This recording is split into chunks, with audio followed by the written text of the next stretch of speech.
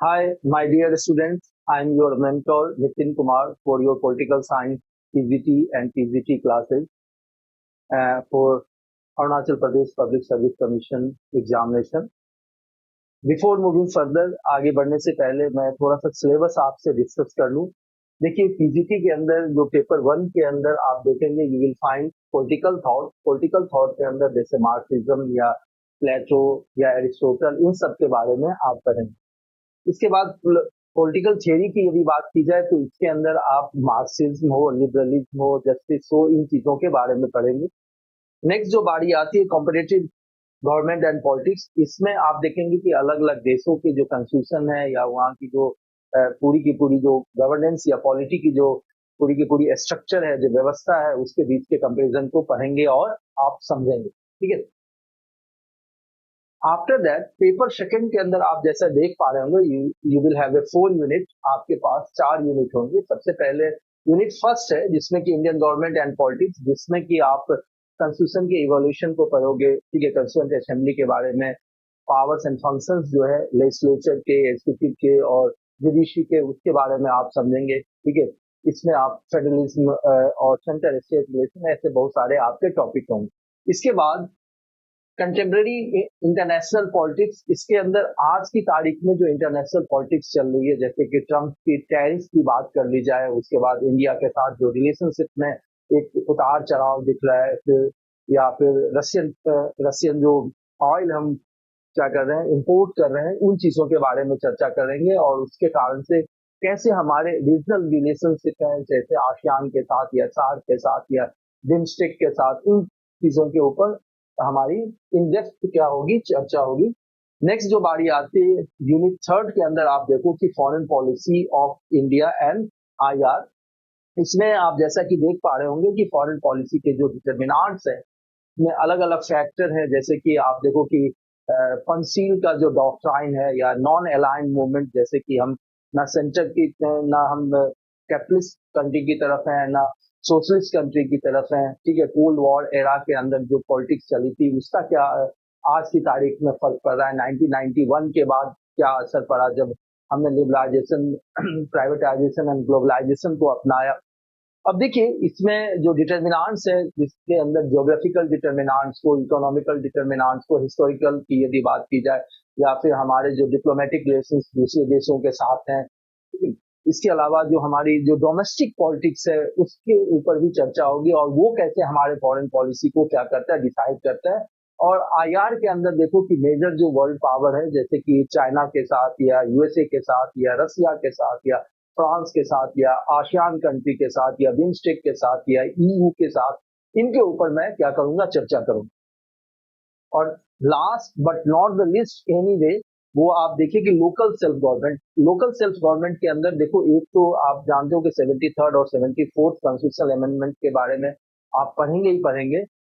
उसके ऊपर जो चर्चा होगी वो समझेंगे ही समझेंगे। लेकिन इसके अलावा जो ज्यादा यहाँ पर एम्फेसाइज किया जाएगा, वो अरुणाचल प्रदेश का जो स्पेशल रेफरेंस है उसके ऊपर। ठीक है, अब ये तो पीजीटी की थी। अब देखो पीजीटी की यदि बात की जाए तो ये 4 यूनिट है और चारों यूनिट कहीं ना कहीं मेल खाते हैं। ठीक है, इसके साथ तो पीजीटी के साथ। ठीक है, तो इन 4 यूनिट की यदि बात की जाए तो उसमें पेपर फर्स्ट है जिसमें कि पॉलिटिकल थियरी, जैसा कि मैंने बताया, वो होगा। फिर इंडियन गवर्नमेंट एंड पॉलिटिक्स।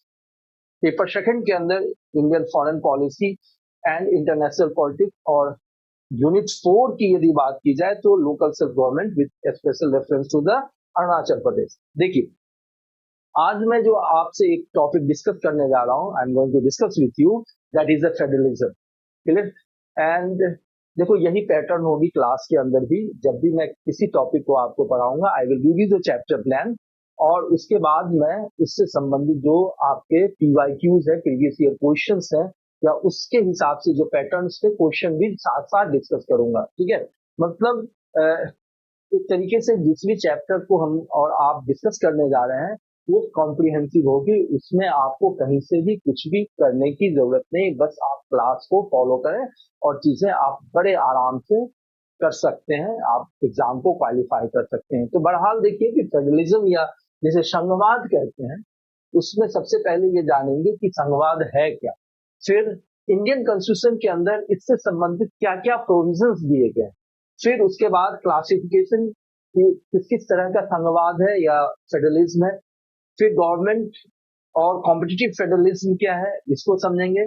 और जैसा कि आप देखें कि जो आपको पीजीटी के अंदर आपको सब्जेक्टिव क्वेश्चन भी लिखने हैं, तो बहुत दफे मेंस के क्वेश्चन के अंदर आपको वे फॉरवर्ड भी लिखना होता है, तो वो चीज इधर हम क्या करेंगे, डिस्कस करेंगे। ठीक है, जो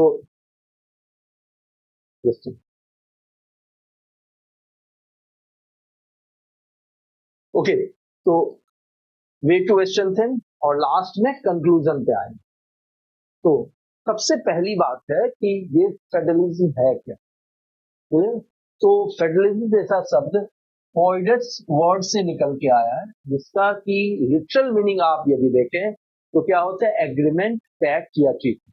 लेकिन ये एग्रीमेंट, पैक्ट और ट्रीटी दो देशों के बीच में नहीं है, क्लियर, किसी देश के अंदर, किसी कंट्री के अंदर सेंटर और स्टेट के बीच में है, ये लिटरल मीनिंग है इसका। इसके बाद जहां तक फॉर्म्स ऑफ गवर्नमेंट की बात है, जब फेडरलिज्म होगी तो उसमें दो लेवल तो होंगे ही होंगे गवर्नमेंट के, एक क्या होगा सेंट्रल लेवल और दूसरा क्या होगा स्टेट लेवल। ठीक है, ये दो लेवल तो होने ही होंगे। अब देखिए, और जो पावर ऑफ गवर्नमेंट क्या होगी, डिसेंट्रलाइज होगी। डिसेंट्रलाइज कहने का मतलब किसी एक के पास सारे के सारे पावर नहीं होंगे, बल्कि पावर को क्या किया जाएगा, डिस्ट्रीब्यूट कर दिया जाएगा लोकल लेवल पे, ध्यान देना। तो डिसेंट्रलाइजेशन का ये मतलब। अब देखो कि इंडियन कॉन्स्टिट्यूशन की यदि बात की जाए, तो सबसे पहले ये जाने कि फेडरेशन जैसा शब्द या फेडरल वर्ड हमारे संविधान में कहीं भी मेंशन नहीं है, हमारे कॉन्स्टिट्यूशन के अंदर कहीं भी मेंशन नहीं किया गया है।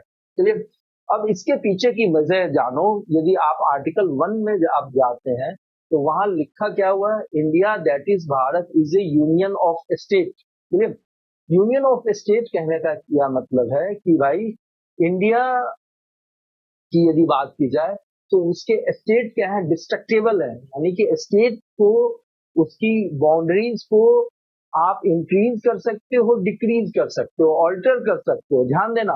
लेकिन इंडिया क्या है, अपने आप में डिस्ट्रक्टेबल नहीं, उसके स्टेट डिस्ट्रक्टेबल है। और आज की तारीख में आप जानते हैं कि 28 स्टेट्स हैं इंडिया के अंदर। अब तो ये टर्म जो है स्पेशली इसलिए मेंशन किया गया है कि हमारे देश की यूनिटी और इंटीग्रिटी क्या हो, बनी रहे। और कंस्टिट्यूएंट असेंबली के अंदर पूरी बहस हुई और उसके बाद ये डिसाइड किया गया। अब जहां तक बात क्या है, इंडिया क्वासी फेडरल, फेडरल और यूनिटी दोनों का क्या कह सकते हैं, मिक्स है। तो सबसे पहले आप ये जाने कि ये फेडरल क्या होता है, ध्यान देना। जब आप कहते हो कि किसी कंट्री को या किसी कॉन्स्टिट्यूशन को फेडरल, तो इसका ये मतलब होता है कि इसमें सबसे पहले तो दो लेवल होंगे, सेंटर और स्टेट। और एक चीज ध्यान देना कि दोनों को ही कॉन्स्टिट्यूशन से डायरेक्टली डायरेक्टली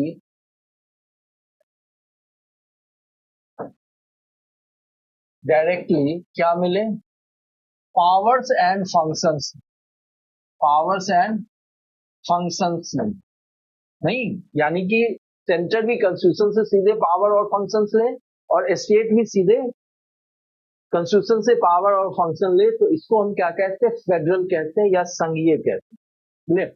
इसके बाद एक आता है क्या, यूनिटरी, जिसको हम एकात्मक कहते हैं। इसमें देखो थोड़ी सी स्थिति क्या होती है, जो पोजीशन है वो अलग होती है। तो यहां भी सेंटर और स्टेट, देखो यहां पर यस या नो, दो हो भी सकते हैं, नहीं भी हो सकते। लेकिन एक बात तय है कि यहां पर कॉन्स्टिट्यूशन से सीधे पावर किसको मिलेगा बच्चों, सेंट्रल को मिलेगा। और सेंट्रल फिर स्टेट को पावर क्या करती है, डेलीगेट करती है। डेलीगेट करने का मतलब इतना power up to what time, कब तक पावर, ठीक है, नहीं, which kind of power power centre state को देगा, वो कौन डिसाइड करता है? सेंटर डिसाइड करता है। ध्यान देना, तो ये बड़ा फर्क है फेडरल और किसके बीच में? यूनिटरी के बीच में। अब देखिए कि एक चीज आप इधर देखें, तो इंडिया की यदि बात की जाए तो इंडियन कॉन्स्टिट्यूशन क्या कहा जाता है? अर्धसंघ या क्वासी फेडरल कहा जाता है। क्वासी फेडरल कहने के पीछे क्या है कि भाई स्ट्रक्चर के हिसाब से बनावट यदि देखें तो क्या है, फेडरेशन जैसा है, सेंटर और स्टेट है, लेकिन यदि इसकी नेचर की बात करो, प्रकृति क्या है, तो वो यूनिटरी जैसा है, यानी कि दो लेवल तो है, लेकिन ज्यादा शक्ति किसको दी गई है? तो सेंटर को दी गई है। अभी इस पे आगे और चर्चा होगी। और इंडिया क्या है? यूनियन ऑफ स्टेट है। यूनियन ऑफ स्टेट कहने का मतलब इंडिया के देश के अंदर जो स्टेट है वो तो डिस्ट्रक्टेबल है, मतलब उसकी जो बाउंड्री है उसको बढ़ाई जा सकती है, घटाई जा सकती है, उसको क्या किया जा सकता है? ऑल्टर किया जा सकता है। ध्यान देना, लेकिन इंडिया अपने आप में इंडिस्ट्रक्टेबल है। तो भारत की यूनिटी और इंटीग्रिटी को बनाए रखने के लिए ये क्या की गई? व्यवस्था की गई। और आर्टिकल 1 में जब आप जाएंगे तो दिया गया है India that is Bharat is A union of state. अब देखो, फिर देखिए पार्ट 11 के अंदर देखें तो सेंटर और स्टेट के जो पावर्स हैं उसकी क्या की गई है? डिस्ट्रीब्यूशन की गई है। अब देखो यहाँ पर दो शब्दों को समझे कि एक बच्चे क्या होता है? Separation of power. Separation of power यानी कि शक्तियों का पृथकीकरण जिसे कहते हैं। तो आप जानते हैं कि गवर्नमेंट की जब बात की जाए तो इसके कितने यूनिट होते हैं बच्चे? 3 यूनिट होते हैं। चलिए, एक एग्जीक्यूटिव, दूसरा लेजिस्लेचर और तीसरा आपका जुडिशरी। क्लियर? अब इसके बीच जब पावर का क्या हो? डिस्ट्रीब्यूशन हो ना, तो इसको क्या कहते हैं? Separation of power. तो ये क्या होगा? सेपरेशन हमेशा हॉरिजॉन्टल होगा। क्लियर? ये पहली बात। दूसरी बात देखें, जब आप कहते हैं क्या? Division of power. Division of power, तो डिवीजन ऑफ पावर हमेशा क्या होता है? वर्टिकल होता है। वर्टिकल कहने का क्या मतलब? क्या होगा? एक सेंटर और दूसरा क्या होगा? स्टेट। तो सेंटर और स्टेट के बीच में ध्यान देना, सेंटर और स्टेट के बीच में जब पावर्स और फंक्शन का डिस्ट्रीब्यूशन होता है तो उसे हम क्या कहते हैं? Division of power. तो ये दो शब्द आपको समझ में आ चुका होगा कि सेपरेशन ऑफ पावर क्या होता है और डिवीजन ऑफ पावर क्या होता है। तो देखिए, जब हम पार्ट 11 में जाते हैं तो डिस्ट्रीब्यूशन ऑफ पावर दी गई है सेंटर और स्टेट के बीच। अब देखिए नेक्स्ट आप ये ध्यान दें कि जो उसके अंदर चैप्टर 1 में जाएंगे पार्ट 11 के अंदर, तो लेजिस्लेटिव रिलेशन दी गई है जो कि आर्टिकल 245 से लेकर 255। ये ऑब्जेक्टिव क्वेश्चंस के लिए आप इन फैक्ट को क्या करेंगे? याद रखेंगे। ठीक है, लेजिस्लेटिव पावर यानी कि जो दोनों के बीच में कानून बनाने का जो अधिकार है उसके सब्जेक्ट्स क्या किए गए? डिस्ट्रीब्यूट कर दिए गए। तो वो कहां से कहां दी गई? आर्टिकल 245 से लेके 255 तक। दूसरी तरफ एडमिनिस्ट्रेटिव रिलेशंस की यदि बात की जाए, प्रशासनिक शक्तियों की यदि बात की जाए कि कैसे कार्यपालिका या एग्जीक्यूटिव काम करती है, तो आर्टिकल 256 से लेकर 263 तक। अब एक चीज ध्यान देना कि लेजिस्लेटिव पावर को क्या किया गया है? 3 हिस्से में डिसाइड कर दिया गया है। जैसे कि आप घर में देखते हैं कि ग्रैंडफादर का कुछ काम है, फादर का कुछ और काम है और आपका कुछ काम होता है। तो पावर्स एंड फंक्शंस क्या होती है? डिस्ट्रीब्यूट जैसे घर में होती है वैसे ही यहाँ भी है। तो एक क्या है? Union list. यूनियन लिस्ट के अंदर जितने भी सब्जेक्ट दिए गए और कितने सब्जेक्ट दिए गए हैं? 97 सब्जेक्ट दिए गए। इसके ऊपर कानून बनाने का अधिकार सिर्फ और सिर्फ किसका है? पार्लियामेंट का। पार्लियामेंट का क्या है? एक्सक्लूसिव राइट है। एक्सक्लूसिव राइट है, ध्यान देना। इसके बाद स्टेट लिस्ट है। और साधारण परिस्थितियों में, जनरल सिचुएशन में, स्टेट लिस्ट के अंदर दिए गए जो सब्जेक्ट्स है, जैसे कि एग्रीकल्चर है, जैसे लॉ एंड ऑर्डर है, इसके ऊपर कानून बनाने का अधिकार किसका होता है? तो स्टेट का होता है। क्लियर? लेकिन कुछ विशेष परिस्थितियों में केंद्र सरकार भी यानी कि पार्लियामेंट भी क्या कर सकती है? स्टेट लिस्ट के अंदर दिए गए सब्जेक्ट्स के ऊपर कानून बना सकती है। ध्यान देना। इसके बाद कंकरेंट लिस्ट है। कंकरेंट लिस्ट में कुल मिला के 47 टोटल कितने सीट कितने सब्जेक्ट्स है? 47। और कंकरेंट लिस्ट जैसे बात करें एजुकेशन, एजुकेशन, इसके ऊपर सेंटर भी कानून बना सकती है और स्टेट भी कानून बना सकती है। अब एक चीज आप समझिए, यदि सेंटर ने कोई कानून बनाया और स्टेट ने भी कानून बनाया, यदि एक दूसरे के अगेंस्ट में चली जाए तो स्टेट का कानून उस एक्सटेंट तक या उस हद तक खत्म हो जाता है जिस हद तक वो सेंटर के कानून के अगेंस्ट में है। मतलब अल्टीमेटली किसकी चलेगी? सेंटर के कानून की चलेगी। कहां पर? कंकरेंट लिस्ट के अंदर यदि कोई टकराव की स्थिति आ जाए, कोई कंट्राडिक्शन की स्थिति आ जाए तो, ठीक है। और इसको क्या कहते हैं? डॉक्ट्राइन ऑफ फेडरल सुप्रीमेसी, यानी कि अंत में किसकी चलेगी? केंद्र सरकार या पार्लियामेंट के द्वारा बनाए गए कानून की ही चलेगी। क्लियर है पॉइंट? तो ये फिर से फैक्ट्स याद रख लेंगे कि यूनियन लिस्ट में कितने सब्जेक्ट हैं, स्टेट लिस्ट में कितने सब्जेक्ट हैं और कंकरेंट लिस्ट में कितने सब्जेक्ट हैं। ये आपके ऑब्जेक्टिव क्वेश्चन। अब बारी आती है कि देखिए रेसिडुअल पावर। मान लो कि कोई भी सब्जेक्ट ना यूनियन लिस्ट में है, ना स्टेट लिस्ट में है, ना कंकरेंट लिस्ट में है, तो जो बच जाता है वो बाय डिफॉल्ट इंडिया के अंदर किसके पास है? तो सेंट्रल गवर्नमेंट के पास या पार्लियामेंट के पास है। पार्लियामेंट इसके ऊपर कानून बना सकती है। ऐसा हमारे कॉन्स्टिट्यूशन के आर्टिकल 248 में दिया गया है। और कानून बनाने या हमारे कॉन्स्टिट्यूशन को चेंज करने की जो प्रोसीजर दी गई है वो आर्टिकल 368 में दी गई है, कॉन्स्टिट्यूशनल अमेंडमेंट एक्ट की यदि बात की जाए तो, ठीक है। अब नेक्स्ट आप समझिए कि एग्जीक्यूटिव एंड एडमिनिस्ट्रेटिव पावर जो है, state can not violate central law. मतलब एक चीज ध्यान देना कि फेडरल सुप्रीमेसी की बात की थी हमने, डॉक्ट्राइन ऑफ फेडरल सुप्रीमेसी। इसमें एक चीज आप ध्यान दीजिए कि भाई स्टेट कोई भी ऐसा कानून या विधि कहते हैं हिंदी में, नहीं बनाएगी जो कि किसके अगेंस्ट में जाए? सेंट्रल लॉ के अगेंस्ट में जाए। यानी कि स्टेट का लॉ कभी भी सुपरसीड नहीं कर सकता है किसको? सेंट्रल के लॉ को, ठीक है। अब देखिए फेडरलिज्म को इंडिया का बेसिक स्ट्रक्चर क्या किया गया है? डिक्लेयर किया गया है सुप्रीम कोर्ट के द्वारा। देखिए अभी मैं चर्चा करूंगा केशवानंद भारती का केस, उसमें ये व्यवस्था की गई थी बेसिक स्ट्रक्चर का, ठीक है। और ये कहा गया था कि भाई भारत की जो पार्लियामेंट है, इंडिया की जो पार्लियामेंट है, कॉन्स्टिट्यूशन के किसी भी हिस्से को क्या कर सकती है? अमेंड कर सकती है। बस उसको ये ध्यान रखना है कि बेसिक स्ट्रक्चर को वो वायलेट ना करे। अब बात आती है कि बेसिक स्ट्रक्चर है क्या? तो सुप्रीम कोर्ट ने कहीं भी इसको क्या नहीं किया? डिफाइन नहीं किया, लेकिन समय समय पे अलग अलग केसेस में बताती रही। एग्जाम्पल के रूप में जैसे कि फेडरलिज्म की बात की जाए या पार्लियामेंट्री फॉर्म ऑफ गवर्नमेंट की बात की जाए या रिपब्लिक होना इसकी बात की जाए या सेकुलर होना ये बात की जाए, तो समय समय पे अलग अलग केसेस में सुप्रीम कोर्ट ने कहा है कि ये क्या है भाई? आपका बेसिक स्ट्रक्चर है, ठीक है। तो एक चीज ध्यान देना कि फेडरलिज्म को जब बेसिक स्ट्रक्चर डिक्लेयर किया जा चुका है सुप्रीम कोर्ट के द्वारा, तो ऐसी स्थिति में यदि इसका वायलेशन होता है तो उसका क्या किया जा सकता है? जुडिशियल रिव्यू किया जा सकता है।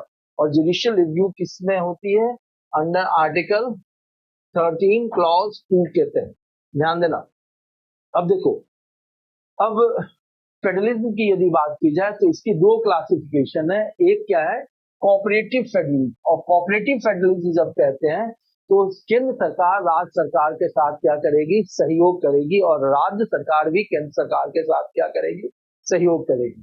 अब देखिए, अब कोऑपरेटिव फेडरलिज्म की यदि बात की जाए तो हॉरिजॉन्टल रिलेशनशिप है। स्टेट क्या करती है? वो जो भी नेशनल पॉलिसी बनाई जाए सेंट्रल गवर्नमेंट के द्वारा, उसको क्या करती है? फॉलो करती है, ठीक है। इंडियन कॉन्स्टिट्यूशन के अंदर यदि आप देखें तो कहां कहां व्यवस्था है? एक तो इंटर स्टेट काउंसिल है जो कि आर्टिकल 263 के तहत है, जो कि अलग अलग राज्यों के बीच में कोऑर्डिनेशन करेगी जिससे कि सेंट्रल स्टेट के साथ बेहतर क्या करे? कोऑपरेट कर पाए, ठीक है। ध्यान देना। दूसरा क्या है, जोनल काउंसिल। एक स्टेट रीऑर्गेनाइजेशन एक्ट आया था 1956 में, उसके तहत ये व्यवस्था की गई थी कि जोनल काउंसिल क्या की जाए, बनाई जाए। क्लियर। और फिर तीसरा आप देख सकते हैं कि सेवेंथ शेड्यूल, और सेवेंथ शेड्यूल के अंदर ही अभी जैसा कि मैंने आपको बताया कि यूनियन लिस्ट है, स्टेट लिस्ट है और कंकरेंट लिस्ट। क्लियर। अभी थोड़ी देर पहले आपसे क्या हुई थी, इसके बारे में चर्चा हुई थी। क्लियर।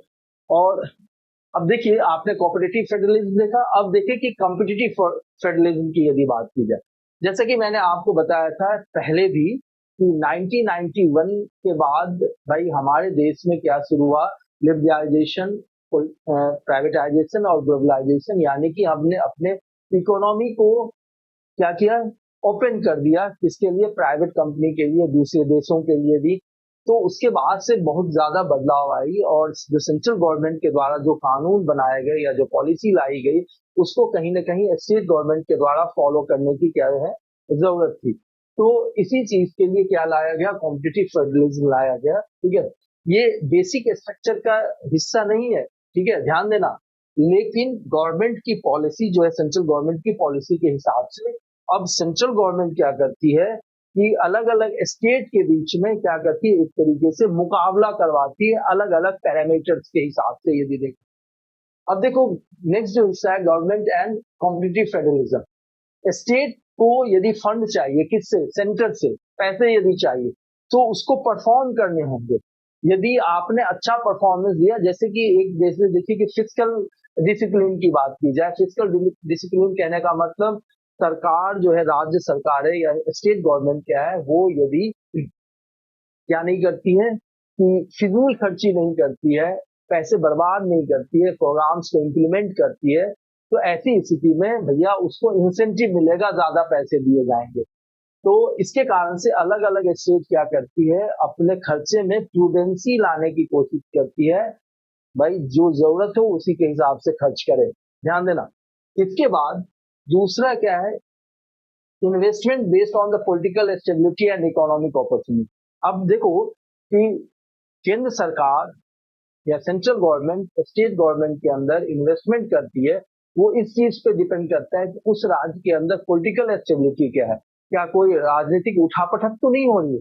यदि ऐसी स्थिति है तो वहां पर इन्वेस्टमेंट कम करेगी, और जहां पर स्थिरता है, जहां पर इकोनॉमिक प्लानिंग है, इकोनॉमिक प्लानिंग को एग्जीक्यूट किया जा रहा है और अच्छे से एग्जीक्यूट किया जा रहा है, तो वहां पर केंद्र सरकार क्या करेगी, ज्यादा इन्वेस्टमेंट करेगी। तो इसके कारण से क्या होता है, अलग अलग राज्यों के बीच में एक तरीके का कंपटीशन जैसी स्थिति बनती है, और इसी को क्या कहते हैं, कॉम्पिटिटिव फेडरलिज्म कहते हैं। ठीक है। अब देखिए कि आप जानते हो कि नीति आयोग बनाया गया, ठीक है। अच्छा, नीति आयोग को अब जो काम दिया गया वो पॉलिसी फॉर्मुलेशन का, ठीक है। नीति आयोग कहीं भी ये रिकमेंड नहीं करती है कि सेंट्रल गवर्नमेंट स्टेट गवर्नमेंट को कितने पैसे दे, किस तरीके से पैसे दे, ध्यान देना। वो भाई नीतिगत फैसले लेती है, ध्यान देना, और उसके हिसाब से सेंट्रल गवर्नमेंट काम करती है। अब देखिए 14 फाइनेंस कमीशन के हिसाब से देखिए, और फाइनेंस कमीशन जैसा कि आप जानते हैं कि अंडर आर्टिकल 280 है हमारे संविधान के अंदर, और सेंटर का जो डिविजिबल पूल ऑफ टैक्सेस है, डिविजिबल पूल ऑफ टैक्सेस मतलब सेंट्रल गवर्नमेंट के पास जो टैक्स आते हैं, उस टैक्स का वो हिस्सा जो कि वो स्टेट को दे देती है, ध्यान देना।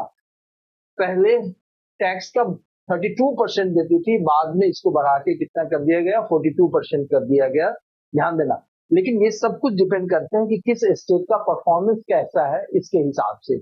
स्टेट क्या है, अपने प्लान एक्सपेंडिचर को खुद से तय कर सकती है कि भैया किस मद में कितने पैसे आपको खर्च करने हैं, ध्यान देना। और ये सारा का सारा जो कहीं ना कहीं आपको ऑटोनॉमी मिलेगा, वो इस बात पे होगा कि आप स्टेट के रूप में कैसा क्या कर रहे हो, परफॉर्म कर रहे हो। फिर बारी आती है ईज ऑफ डूइंग बिजनेस। देखिए, बिजनेस के लिए क्या होना चाहिए, किसी भी स्टेट के अंदर बिजनेस का एनवायरनमेंट होना चाहिए, यानी कि जैसे कि मान लो कि अरुणाचल प्रदेश के अंदर कोई फैक्ट्री लगाई जानी है, तो भाई एक चीज आप बताओ कि फैक्ट्री लगाए जाने के लिए एनवायरमेंटल क्लीयरेंस की जरूरत पड़ेगी, क्लियर। और जैसे कि कॉर्पोरेट मंत्रालय है या मिनिस्ट्री है, और दूसरी तरफ फाइनेंस मिनिस्ट्री है, और तीसरी तरफ आप देखिए कि इन्वायरमेंट मिनिस्ट्री है। इससे कितनी जल्दी क्लियरेंस मिल जाएगी, ये सारी चीजें तय करती है कि भाई ईज ऑफ डूइंग बिजनेस। यदि किसी राज्य में ईज ऑफ डूइंग बिजनेस बेहतर हो तो वहां पर इन्वेस्टमेंट बेहतर होगी, और सेंट्रल गवर्नमेंट भी वहां पर क्या करेगी, ज्यादा पैसे या इन्वेस्टमेंट करे। ठीक है। और जैसे नीति आयोग तय करती है कि स्वच्छ भारत रैंकिंग क्या है, किस स्टेट की कैसी है, उसके हिसाब से भी आपको फंडिंग दी जाती है और अलग अलग तरह का आपको सपोर्ट किया जाता है, चाहे वो टेक्नोलॉजिकल सपोर्ट हो या फाइनेंशियल सपोर्ट हो। इसके बाद सेंट्रली स्पॉन्सर्ड स्कीम की बात की जाए, वो भी रिफॉर्म जो होती है वो किसके हिसाब से होती है, तो किसी भी स्टेट का क्या है, परफॉर्मेंस कैसा है। अब देखो, जब फेडरलिज्म की बात की जा रही है तो चैलेंजेस भी कोऑपरेटिव फेडरलिज्म में अलग है और कॉम्पिटिटिव फेडरलिज्म में अलग है। तो चैलेंजेस क्या है कि constitution provide superior legislative power to centre. ठीक है भाई, कोऑपरेटिव फेडरलिज्म, अब देखो कि सेंटर के पास बहुत सारे डिस्क्रिशनरी पावर होते हैं, डिस्क्रिशनरी ग्रांट्स दे सकती है, मतलब वो उसके विधेयक पर। देखो दो तरीके की बात है, एक एसेसरी ग्रांट्स है जो कि भाई संविधान के तहत दिया गया और सेंटर को स्टेट को देना ही देना है, और कुछ जो ग्रांट्स है, ठीक है, वो सेंटर स्टेट को अपने विवेक से देती है, अपने डिस्क्रेशन से देती है। आप समझिए इस बात को। तो जो डिस्क्रिशन से देने वाला ग्रांट्स है वो तो सेंटर के ऊपर डिपेंड करता है। क्लियर। तो भाई जिस राज्य का सेंटर के साथ अच्छा संबंध होगा, हो सकता है उसके पास ज्यादा पैसे दिए जाए। ठीक है, तो ये एक तरीके से चुनौती है, जबकि सेंटर के लिए तो सारे के सारे स्टेट इस मामले में क्या होने चाहिए, एक जैसे होने चाहिए। इसके बाद टैक्सेशन की यदि बात की जाए तो बहुत बार सेंटर के साथ डिस्प्यूट हो जाता है स्टेट का। अब देखिए, जीएसटी काउंसिल बनाई गई, ठीक है, गुड्स एंड सर्विसेज टैक्स के लिए काउंसिल है, जो कि article 269 A clause A sub clause 1 के तहत दी गई है, और इसमें स्टेट का लार्जर से है, यानी कि इसके जो फैसले लिए जाते हैं उसमें 2/3 वेटेज किसको दी गई है, स्टेट को दी गई, और सेंटर को कितनी दी गई है, ये स्टेट की है। और सेंटर की कितनी है इसमें, 1/3 है। ध्यान देना कितनी है, 1/3। तो यहाँ पर भी बहुत बार विवाद जैसी स्थिति हो जाती है। इसके बाद इंटर स्टेट ट्रेड, यानी कि एक राज्य से दूसरे राज्य का जो ट्रेड होगा उसमें क्या भूमिका होगी, ध्यान देना, सेंटर की और जीएसटी काउंसिल की, उसमें भी बहुत दफे क्या होता है, विवाद होता है। इसके अलावा article 271 clause 1 sub clause A, 270 clause 2 के तहत जो टैक्स की यदि बात की जाए, अब देखो यहाँ पर एक चीज ध्यान देना कि आज की तारीख में जीएसटी काउंसिल भी क्या है, कॉन्स्टिट्यूशनल बॉडी है, कॉन्स्टिट्यूशन के अंदर मेंशन है। और फाइनेंस कमीशन की यदि बात की जाए तो वो भी आर्टिकल 280 के तहत कहां पर है, हमारे कॉन्स्टिट्यूशन के अंदर दी गई है। अब देखो कि एक चीज ध्यान देना कि फाइनेंस कमीशन जो रिकमेंडेशन देती है उसके हिसाब से ही जीएसटी काउंसिल क्या करती है, टैक्स का डिस्ट्रीब्यूशन करती है, ध्यान देना। इसके बाद पावर और जो रोल है जीएसटी काउंसिल का और फाइनेंस कमीशन का, इसमें भी बहुत दफे क्या होता है, टकराव देखने को होता है कि फाइनेंस कमीशन ने जो रिकमेंडेशन किया उससे थोड़ा भी अलग यदि जीएसटी काउंसिल ने किया तो आपस में टकराव की स्थिति होती है। आज की तारीख में आप ये समझे कि दोनों ही कॉन्स्टिट्यूशनल बॉडी है, यानी कि दोनों ही कॉन्स्टिट्यूशन के अंदर मेंशन की गई। तो अब देखो, अब यदि डिस्प्यूट हो जाए तो सिर्फ पॉलिटिकल तरीके से इसको रिजॉल्व किया जा सकता है, इसके लिए कोई मैकेनिज्म नहीं की गई। अब चैलेंजेस कॉम्पिटिटिव फेडरलिज्म में भी है कि भाई सारे के सारे स्टेट इक्वल नहीं है, किसी की भाई एरिया ज्यादा है तो किसी का पॉपुलेशन ज्यादा है, तो कहीं पे फॉरेस्ट कवर ज्यादा है, ठीक है, किसी के द्वारा फिजिकल प्रूडेंस यानी कि टैक्स को कैसे लिया जाए, उसको कैसे खर्च किया जाए, उसके तौर तरीके अलग हैं। तो सारे स्टेट को आप एक ही जैसे ट्रीट नहीं कर सकते हैं, सेंटर एक जैसे ट्रीट नहीं कर सकती है, ठीक है। और सेंट्रल यूनिफॉर्म फंडिंग नहीं करती है, यानी कि सारे स्टेट को एक ही जैसे फंडिंग नहीं देती है, जो कि अपने आप में गलत है, ठीक है। इसके बाद जो कमजोर राज्य हैं, ठीक है, उनको ज्यादा डिपेंड करना पड़ता है सेंटर के द्वारा के ऊपर। और यदि राज्य में अलग पॉलिटिकल पार्टी की सरकार हो और केंद्र में अलग पॉलिटिकल पार्टी की सरकार हो, तो फिर यहाँ पर डिस्क्रिमिनेशन बहुत दफे किया जाता है, किसके द्वारा, सेंटर के द्वारा स्टेट्स के साथ, ठीक है, ध्यान देना, जो कि अपने आप में सही नहीं है। आप कह सकते हो कि कॉम्पिटिटिव फेडरलिज्म में यदि आप देखें तो सेंट्रल गवर्नमेंट को सारे स्टेट को एक जैसा सपोर्ट करना चाहिए। यदि किसी स्टेट को आप ज्यादा सपोर्ट करते हो या सेंटर ज्यादा सपोर्ट करती है तो लाजमी है कि वो ज्यादा आगे निकलेगा। तो ये एक विवाद का विषय बना होता है, एक चैलेंज है, ठीक है। इसके बाद देखिए कि जो वीकर स्टेट है उनको स्पेशल असिस्टेंस दिए जाने की जरूरत है, ठीक है। Weaker state need special assistance, competition would not help, ठीक है। अब वीकर स्टेट को यदि कंपटीशन में आप लगा दोगे, ठीक है, यानी कि ऐसे समझिए कि आप राफेल के साथ जगुआर को उड़ाएंगे या MiG-21 को उड़ाएंगे तो भाई लाजमी है कि राफेल आगे निकलेगी, बावजूद कि आपने MiG-21 को या जगुआर को आपने क्या दे दिया, हेल्प भी कर दिया। समझिए इस बात को। तो जो वीकर स्टेट हैं उनको असिस्टेंस की जरूरत है, ना कि कंपटीशन की, ठीक है। अब देखिए कि अलग अलग राज्यों में जो ग्रोथ है और डेवलपमेंट है वो भी अलग अलग। तो अब रास्ता क्या है? 2017 में नीति आयोग ने कॉम्पिटिटिव और कोऑपरेटिव फेडरलिज्म के लिए जो कुछ भी नीति लाई थी उस चीज को क्या किया जाए, फॉलो किया जाए, ठीक है। और सेंटर को ग्राउंड रियलिटी के हिसाब से चलना चाहिए भाई, जमीन पे या उस राज्य में क्या स्थिति है उसके हिसाब से थ्योरेटिकल होने की जरूरत नहीं है, बल्कि सेंटर को क्या होने की जरूरत है, प्रैक्टिकल होने की जरूरत है। इंटर स्टेट काउंसिल की यदि बात की जाए, इसको रिकंस्टिट्यूट किया जाए, ठीक है। इसके अलावा जो इंटर स्टेट और सेंटर स्टेट डिस्प्यूट, मतलब दो राज्यों के बीच में डिस्प्यूट हो या केंद्र और राज्य के बीच में जो डिस्प्यूट हो, उसको जितनी जल्दी हो सके उसको पॉलिटिकल वे में रिजॉल्व की जाए, ना कि हर बार किसी विवाद के मुद्दे को रिजॉल्व करने के लिए सुप्रीम कोर्ट जाया जाए, ठीक है। ध्यान देना, इससे बात नहीं बनेगी। इससे क्या होता है कि चीजें लंबी खिंचती है और यहाँ पर जो सफर करता है वो कौन सफर करता है, स्टेट सफर करता है। ध्यान दीजिए। इसके बाद भाई कैसे स्टेट्स के बीच में कॉपरेशन किया जाए, इससे मैकेनिज्म स्थापित करने की जरूरत है। यदि दो राज्यों के बीच में या केंद्र और राज्य के बीच में कोई ट्रेड डिस्प्यूट यदि हो जाए, इश्यू हो जाए, तो सेंटर और स्टेट को मिलके क्या करना चाहिए, उसको रिजॉल्व करना चाहिए। और अंत में देखिए कंक्लूजन में आप लिख सकते हैं कि भाई सिर्फ और सिर्फ कोऑपरेटिव फेडरलिज्म से काम नहीं चलेगा, सिर्फ और सिर्फ कॉम्पिटिटिव फेडरलिज्म से काम नहीं चलेगा। जरूरत क्या है, a mixture of both the competitive and cooperative federalism. तो मैं आशा करता हूं कि ये आपको टॉपिक समझ में आया होगा, ठीक है। और इस लेक्चर के आधार पे आप फैक्चुअल बेस्ड या कंसेप्चुअल बेस्ड MCQs भी कर सकते हैं, और आप इतने पॉइंट्स से आप क्या कर सकते हैं, मेंस के आंसर भी लिख सकते हैं, यानी कि जो सब्जेक्टिव क्वेश्चन के आंसर्स भी लिख सकते हैं। तो आज के लिए इतना काफी है, ठीक है। मैं आपसे फिर से मिलूंगा आपकी क्लास में TGT और PGT के लिए। आप सभी लोगों का विशेष तौर से धन्यवाद। बने रहिए। Take care, God bless all.